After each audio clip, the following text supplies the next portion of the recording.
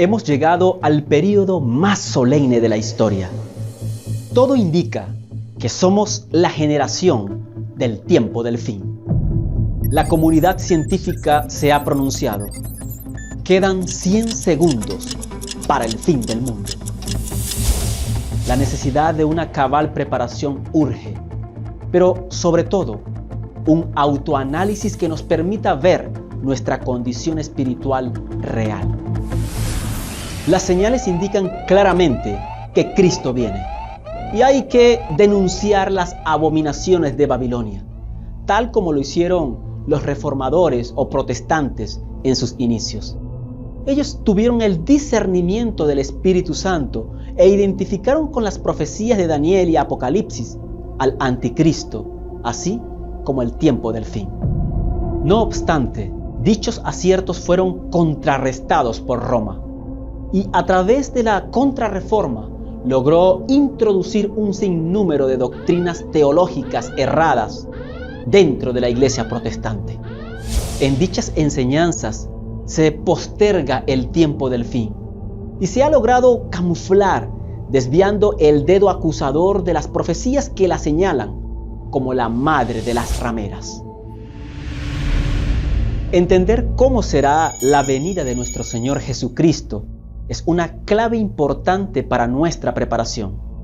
El apóstol Pedro ilustró ese día con la acción sorpresiva de un ladrón en la noche. Es decir, nadie lo espera. Cristo también empleó esa imagen cuando afirmó: si el padre de familia supiese a qué hora el ladrón habría de venir, velaría y no dejaría minar su casa.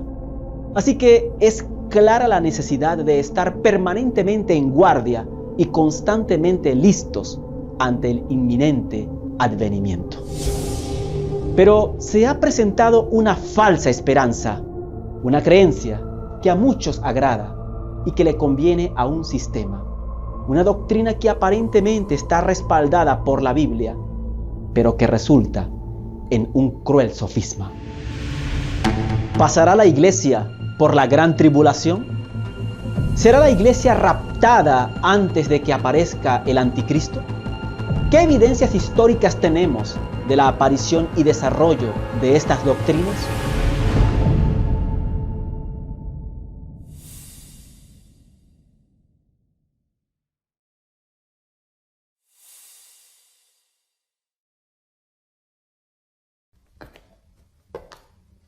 Comencemos diciendo que una profecía se refiere a todo mensaje inspirado por Dios y transmitido por un profeta, aunque no tenga que ver con sucesos futuros.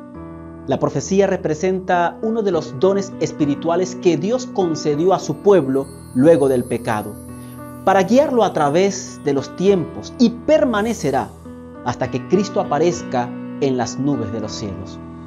El modo de interpretar las profecías hoy puede llevarnos más allá de las diferencias ideológicas a una confusión y peligrosa equivocación. Cuidado. Existen 3 escuelas de interpretación profética, de las que diferentes organizaciones religiosas protestantes han tomado sus métodos para analizar e interpretar los libros de Daniel y Apocalipsis, y por consiguiente, la venida de Cristo. Estos métodos son el preterismo, el futurismo y el historicismo. Se puede incluso hablar de un cuarto método, el idealismo, pero no tiene tanta acogida en el mundo protestante. Los preteristas creen que el Apocalipsis se confina al primer siglo. Se refiere a lo que ocurrió en el pasado sin ninguna referencia al presente ni al futuro. Por lo tanto, Daniel como Apocalipsis se cumplieron en el tiempo en que se escribieron o ya habían acontecido. El método futurista pone el énfasis de los eventos finales a partir del capítulo 4 de Apocalipsis. Es decir, desde allí nada se ha cumplido y se refiere a los eventos previos a la segunda venida del Señor. Asimismo ocurre con el libro de Daniel. Interpretan literalmente ciertos elementos como Israel, el templo, la marca y la imagen de la bestia, entre otros. Este método causó fascinación y fue adoptado por la mayoría de los protestantes, luego de que se diseminara la teoría del dispensacionalismo. Esta escuela de interpretación afirma que las profecías se cumplieron en el pasado. Algunas se cumplen en el presente y otras se cumplirán en el futuro. Este método no descarta el pasado, sino que a partir del mismo evalúa las profecías que faltan por cumplirse. Curiosamente, muchos protestantes ignoran que dos de esos métodos surgieron en la Contrarreforma. Sus precursores son sacerdotes jesuitas, Luis de Alcázar y Francisco Rivera. Los reformadores Martín Lutero, Calvino, Juan Wesley, entre otros, emplearon el método historicista. Sin embargo, hoy sus iglesias se han apartado de este método. Pero, ¿cómo surgieron estos métodos? La iglesia primitiva y los reformadores aceptaron el sistema historicista. Este método considera que el anticristo, la bestia y el cuerno pequeño es la iglesia católica o sistema papal. Así que era apremiante la necesidad de desviar la atención profética hacia otras áreas. Es entonces cuando el cardenal Luis Alcázar, en el siglo XVII, da forma a un nuevo sistema de interpretación profética, el preterismo. Este método es ampliamente aceptado en círculos académicos que consideran que el cumplimiento de las profecías referentes al cuerno pequeño, el anticristo o la bestia, se realizó en Antíoco IV Epífanes, que vivió en el siglo II a.C. Por su parte, la escuela de interpretación futurista encontró su clímax con el jesuita Francisco Rivera. Aunque fue fundada por la Iglesia Católica, hoy tiene una gran acogida dentro de las iglesias protestantes y evangélicas, que aceptan el dispensacionalismo. Como vemos, el propósito de los jesuitas era acabar con la reforma protestante, quitar el dedo acusador de las profecías que señalaban al sistema papal como el cuerno pequeño de Daniel 7, el hombre de pecado y el hijo de perdición de segunda carta a los Tesalonicenses, capítulo 2, versículos 2 al 4, la bestia de Apocalipsis 13 y la gran ramera de Apocalipsis 17.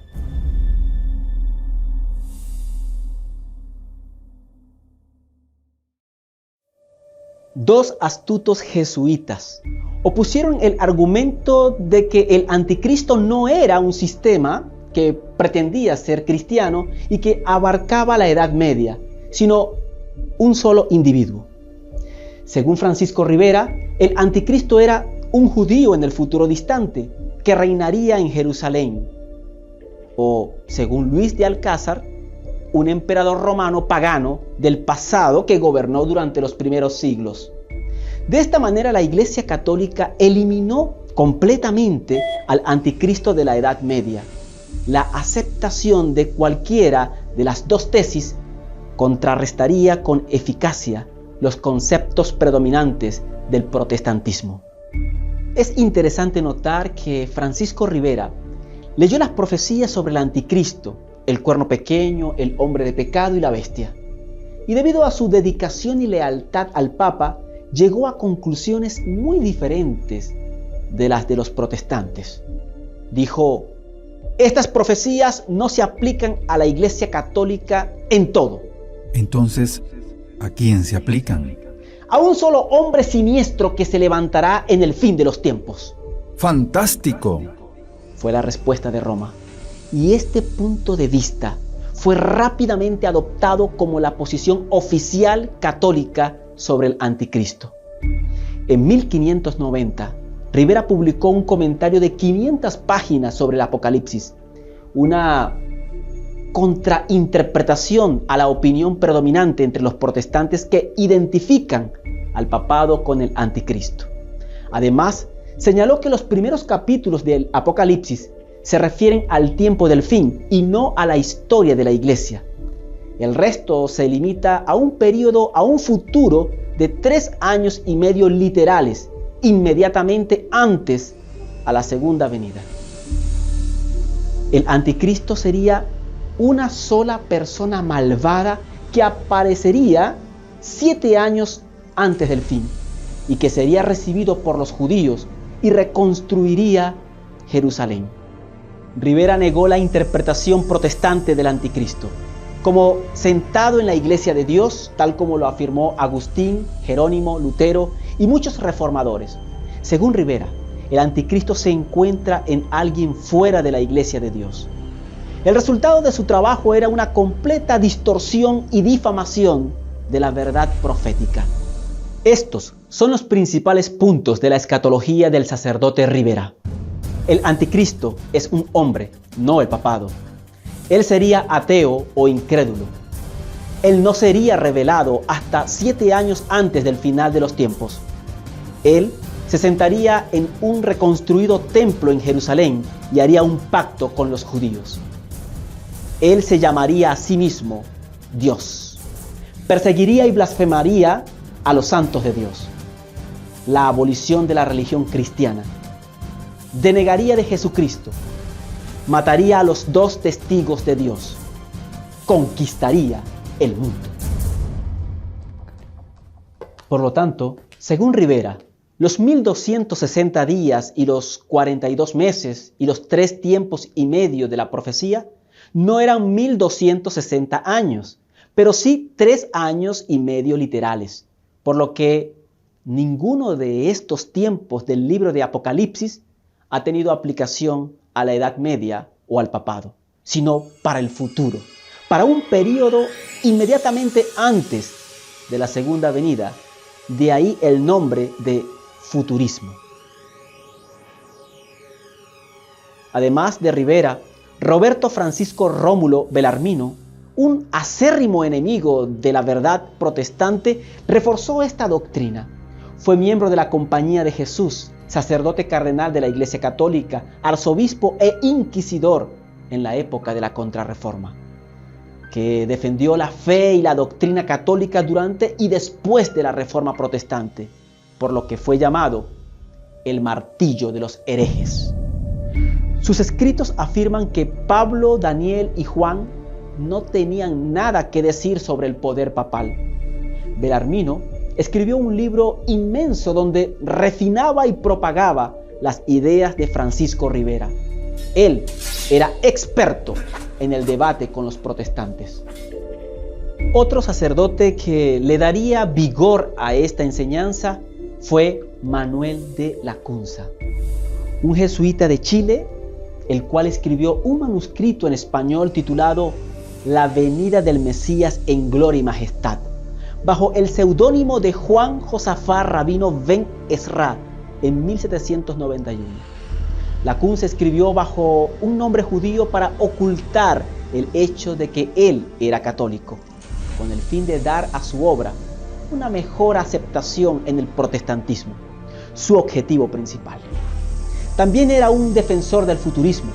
Lacunza deliberadamente trató de aliviar la presión sobre el papado al proponer que el anticristo estaba todavía lejos en el futuro. Su manuscrito fue publicado en Londres, España, México y París entre 1811 y 1826. Consideremos algunos de los conceptos del libro La venida del Mesías en gloria y majestad de Lacunza. Corrobora si tus creencias difieren o se asemejan a la de este sacerdote jesuita. Apocalipsis capítulo 4 al 22. 14, el mensaje de los 3 ángeles. Apocalipsis 13, las bestias. Apocalipsis 17, la ramera. El cumplimiento está en el futuro. Los 3 años y medio del dominio del anticristo son años literales, no son 1260 años. Los 144.000 de Apocalipsis 7 son judíos literales. Durante la gran tribulación, los 144.000 van a predicar a la gran muchedumbre y van a convertir a millones de judíos. El milenio será un tiempo de paz en la tierra, donde los seres humanos vivirán en sus cuerpos mortales. Durante el milenio, el sistema de sacrificios se va a establecer porque el templo se habrá reconstruido. Finalmente, Al terminar ese periodo de los 7 años, van a venir los enemigos literales del Israel literal, del norte y del oriente y del sur, para atacar a Israel. Nota que estos conceptos católicos son idénticos a los que más adelante enseñarían los protestantes. Edward Irving, un presbiteriano escocés y precursor de los movimientos pentecostales y carismáticos, descubrió el libro de Lacunza y estaba profundamente conmovido. Tradujo la obra de Lacunza del español al inglés, publicado en Londres en 1827, el cual incluía de Irving un largo prefacio. Irving se convirtió en uno de los predicadores más elocuentes de su tiempo y una figura destacada de la Iglesia Católica Apostólica de Inglaterra. En 1828, sus reuniones al aire libre en Escocia atrajeron a una multitud de 10.000 personas. Su iglesia en Londres sentó 1 millar de personas, que se llenaba semana tras semana con el pueblo extraído de los círculos más brillantes e influyentes de la sociedad. En este momento, Irving escuchó lo que él cree que es una voz del cielo que le ordenaba predicar el rapto secreto de los santos. Nota que antes de esta fecha, ni los apóstoles ni la iglesia primitiva habían predicado tal enseñanza. Irving comenzó a celebrar conferencias bíblicas en toda Escocia, haciendo hincapié en la venida del Mesías para arrebatar a su iglesia. Posteriormente, Margaret MacDonald, una joven de 15 años de Escocia y miembro de la congregación de Edward Irving, tuvo visiones a principios de 1830 que incluía un rapto secreto de los creyentes antes de la aparición del anticristo. Informó a Irving de sus visiones por carta. Cayó en trance y después de varias horas de estar en visión y profetizar, experimentando xenoglosia o glosalalia. Para mayor información sobre este tema, clic aquí y mira los episodios Comprendiendo y Aceptando el Don de Lenguas. La joven declaró que el regreso de Cristo ocurriría en 2 fases. En la primera fase, Cristo vendría para los justos y ninguno de los impíos le vería. En la segunda fase, Cristo vendría a ejecutar su ira sobre las naciones. Un solo testigo, un amigo de la familia, tomó nota de la llamada visión, haciendo notar que era la primera vez que alguien había dividido en 2 la segunda venida de Cristo. El personaje que le dio vida a esta visión fue John Nelson Darby, fundador de la congregación Hermanos Exclusivistas. Darby era de una familia irlandesa próspera, educado como abogado con altos honores. Se dedicó a estudiar las profecías sobre el reino de Dios, especialmente en Isaías, y llegó a la conclusión de que la Biblia enseñaba cosas diferentes sobre este reino de lo que la iglesia generalmente ha creído. Ideas premileniares. Pero aunque ciertas ideas de esta perspectiva ya se habían enseñado históricamente, el aporte de John Darby es hacer una interpretación más literal de las profecías, por medio de la cual presentó todo un calendario de eventos escatológicos. Fue el primero en sugerir la idea de que antes de la gran tribulación mencionada en Apocalipsis, el pueblo de Dios sería raptado al cielo. Estas ideas atrajeron a algunos de los más conocidos líderes cristianos de la época, como Dwight Lyman Moody, un evangelista fundador de Asociación de Jóvenes Cristianos, el Instituto Bíblico Moody en Chicago y el Instituto Bíblico de Los Ángeles. Una de las figuras más importantes de todo este drama es Cyrus Scofield Egerton, abogado de Kansas que fue fuertemente influenciado por los escritos de Darby. En 1909, Scofield publicó la primera edición de su famosa Biblia de referencia Scofield. Esta Biblia se hizo tan popular en las escuelas bíblicas protestantes de América que era necesario imprimir literalmente millones de copias.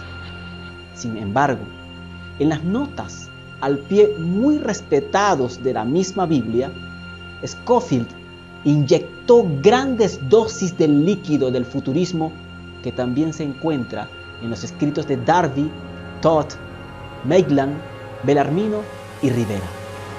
A través de la Biblia Scofield, el niño llegó a joven y a la edad adulta con una teología jesuita. La doctrina de un anticristo por venir se estaba convirtiendo firmemente establecida dentro del siglo XX en el protestantismo norteamericano. La Biblia de referencia de Scofield estaba destinada a tener un gran impacto en las creencias de muchos.